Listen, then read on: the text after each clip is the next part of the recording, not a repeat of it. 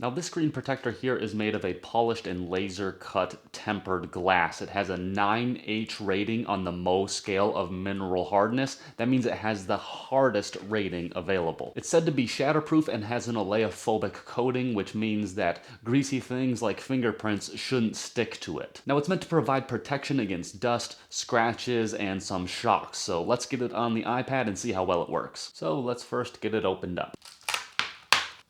So in the package, I found a microfiber towel, found a pair of cleaning wipes, I found 2 dust absorbers, and it looks like they sent me 2 screen protectors here. I was only expecting 1, so that's a nice surprise. And of course, they send a little user's manual here. So let's open up one of the screen protectors and see what it looks like. It has nice rounded edges, and it feels kind of flexible, but still pretty strong. It almost feels like plastic in a way, but this is definitely glass, and I'm sure that if I put a lighter to it, it wouldn't melt as quickly as plastic. So to apply the screen protector, we need an absolutely clean surface, so we're going to start off with one of the cleaning wipes on our iPad.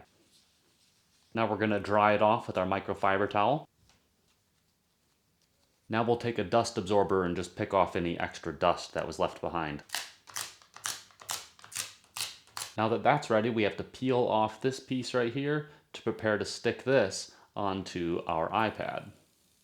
We're going to align the edges, making sure that the camera slot here goes over the camera. And we want to try to apply it from top to bottom and let it connect on its own automatically while forcing out any bubbles with our fingers.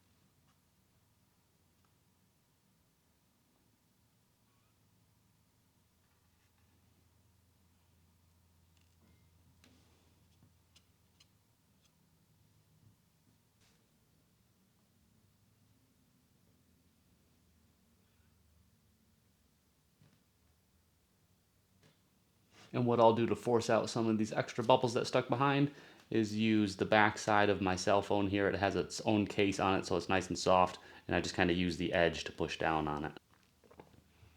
And there you go, not a single bubble left behind. That's the first time I've ever actually been able to do that. I'm usually terrible at that stuff. It must be this protector. And to my eyes, it looks exactly like the screen now. No problems. Looks nice and clean and totally see-through. Very clear. And it definitely feels exactly like the screen too. It doesn't feel any different. Let's see how well it actually impacts the movement on the screen. You can see it responds perfectly fine. The screen protector hasn't impacted the movement at all. So this screen protector right here is definitely for anybody who wants to protect their screens. And to prove it to you, I'm going to do a little test here, and you guys better love me for this because you know how much I love you that I'm putting my brand new iPad mini at risk here. So see this knife? Perfectly sharp knife, okay? Perfectly normal screen. You can hear it, see?